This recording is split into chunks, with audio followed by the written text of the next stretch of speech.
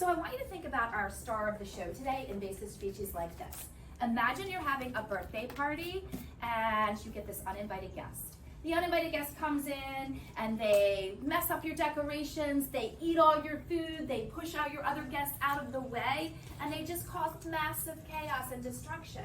That's what these invasive species are like. In fact, let's look at a couple of invasive species that are actually from our area or found in our area. This first, if you look up, are zebra mussels. Okay, and if you can look at the picture, these are really tiny creatures that came from Europe, and they clog pipes, they cover docks, and they push out native mussels in our lakes and rivers. In fact, lots of boats will go out into the river and then find these mussels covering the boat. Okay. The other species, another species I want to tell you about is the multiflora rose. Although I think it's kind of pretty, it is a plant that you can find all over Maryland. It grows super fast and it crowds out all our other native wildflowers. So it takes over everything.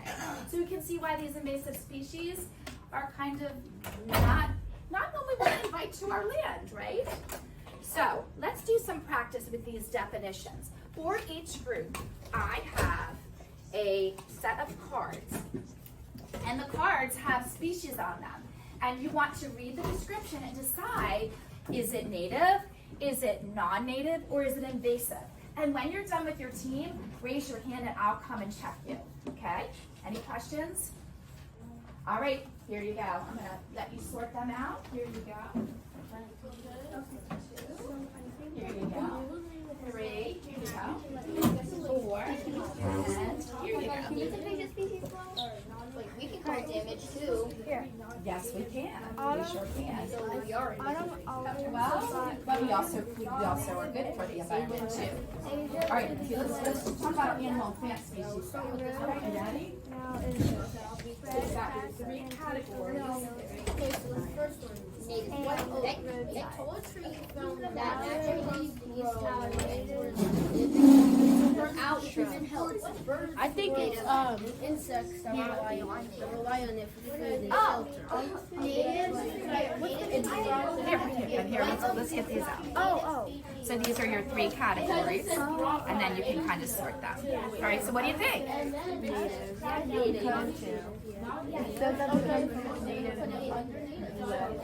Yes. Very good. I love how you're using the clues to figure it out. So because it's from the U.S., that means that makes it native, right? Okay, good. All right. How about over here? What is it? Brought from Asia to the U.S. Now it spreads fast and takes over fields and roadsides communities. I think it's invasive because it's Exactly. What makes it invasive, Lily? It did say live for thousands of years. It's like Eastern U.S. United States. So I say this. Okay.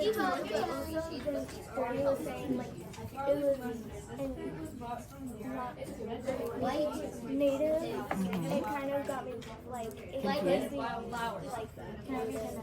So here's what I want to help you with that. So when we look at non-native, they're not found, but what makes them different from invasive is that invasive non-native species may or may not cause harm, but invasive definitely cause harm. So if it's causing harm, you know it's invasive. And it's also non-native, but you also know, hey, that's invasive. Wait, I think it's this species because it says to control it. So you think it's what? Non-native? But, oh, I love this discussion. What do you think? Natural forest ecosystem, and also has grown in the northeast U.S. I think that's perfect discussion. Brought from Asia to the U.S. to control erosion.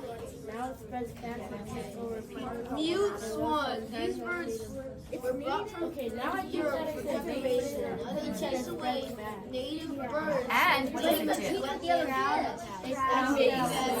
So that's what gets you. Is it causing harm? Good job. Good job. All right, how are you doing? Martian origin? Like it's an area, it's an ecosystem that has like a lot of water. Yes. Okay. So, are you done? Okay, let's see. You ready for me to check? Okay, looking good, looking good. There's one in this invasive species column that does not belong. Can you figure out which one that is?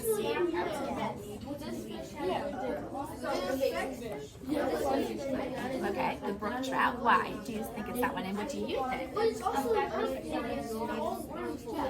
Why do you think it is? This one also says that it's from the United States. Okay. Well, and what does it say that lets you know that it has been here? And then thousands of years. So definitely, I agree with you that brook trout would be a native species. But it's also a bad species too. It's like a competitive fish, right? Well, all fish compete with other fish for food, right? So if you think of it that way, but it isn't harming them. So it is a native, and it's just competing, just like Sparky. When Sparky goes out into the wild, he'll be competing with other turtles for food, right? But he's not a invasive species. So you did perfect. You did a great job. All right, you got it. You ready for the check? Okay. All right. Good job. You got it perfectly. Tell me how you came to your decisions. What clues did you use? So first, we just looked for baby grass and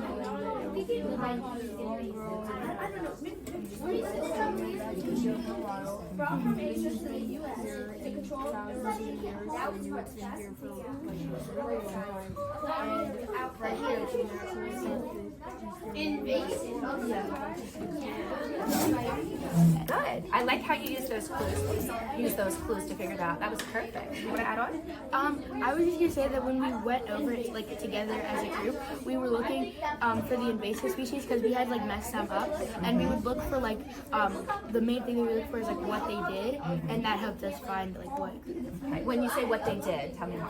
Like if because here it says that they need clear water and competes with other trout species for food. Like that's something that they did, and so like we looked on all of them for that to kind of pick their group. And what's the difference between what they do and what they do? What makes this invasive species stand out? This hurts like animals, plants, and humans. Originally from Asia, this deer was introduced to Maryland. It competes with native white-tailed deer and damages more. Yeah, that is And bad. then this was, we only had to get here to block sunlight because we know other plants and wildflowers and that. Yeah. And then the mute one, they were brought from Europe and now they chase away native birds. And excellent. Nice job. Nice job. All right. Did I check you? Okay. Are you ready? One more. Okay. Go ahead. Let's finish that one out. I'm going to check them, and then I'll be right back to check on you. I think everybody's ready. Oh, perfect. We have a lot of invasive and zero non-native. Okay, so this is correct. Okay, good. So for this one, there is one on here that is incorrect for in your invasives. Why? What makes you think that? Because they can also help other plants. Yeah, because it's a worm. And I told him since it's a worm, it's a decomposer. So you did not say I said your head. Well, I did say it could help the environment. And you are correct. Very nice job. All right, are you ready? Okay.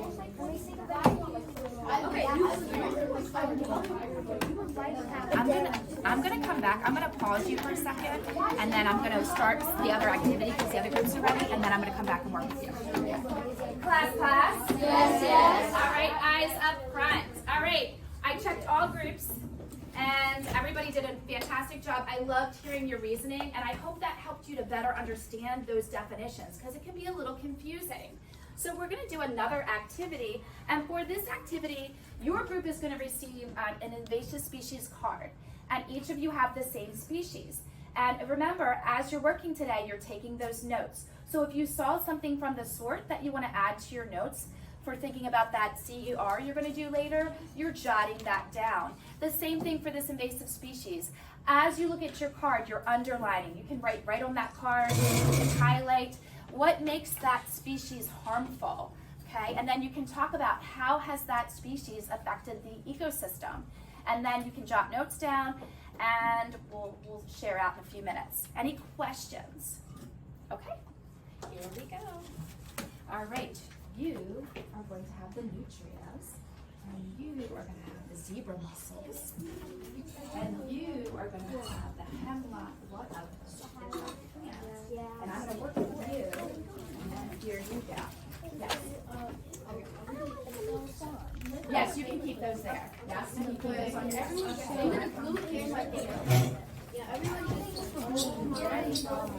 and Maddie.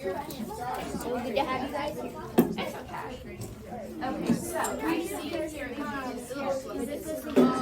invasive species is except for one. There's one that is incorrect. Can you figure out which one is incorrect? Ooh, the bad. What are the bad words? Which one? The silkadere? When we look at invasive here, why don't you come up so you can all see, because it's kind of hard. Will, can you come up here to see real quick? So we just want to solve this one, because you've only got one that should be in that group. Which one do you think should not be in that group? I'm going to let you talk about it. Just invasive? Yes, just invasives. One of those is not an invasive species. Oh, I see you both grabbed at that one. Why the earthworm? Because that's the word earth in it. I love it. I'm not really sure, but I think I gave it to Riley because I wasn't sure what it meant by affects. So maybe like affects it in the bad way or like. Well, let's take a look. I mean, can you read it out loud? Originally from Europe, these worms were introduced as settlers. They changed forest soil, which affects native plants that need nutrition. So the plants need the leaf litter to grow. So what do worms do typically?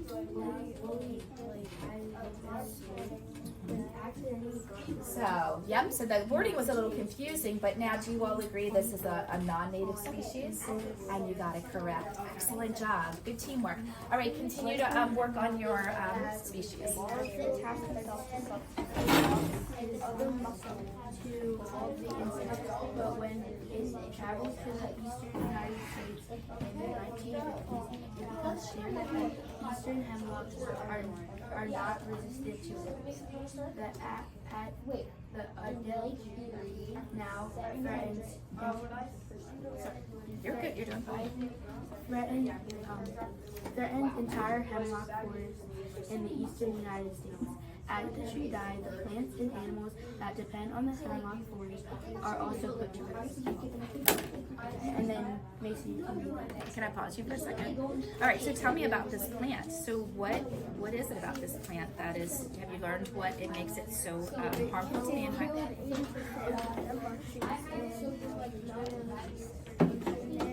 Shenandoah. Have any of you been to Shenandoah National Park? Because that's pretty close. It's like a couple hours away. Okay. It like sucks. It sucks the needles, causing them to fall off. Without the needles, the tree starts to death. Okay.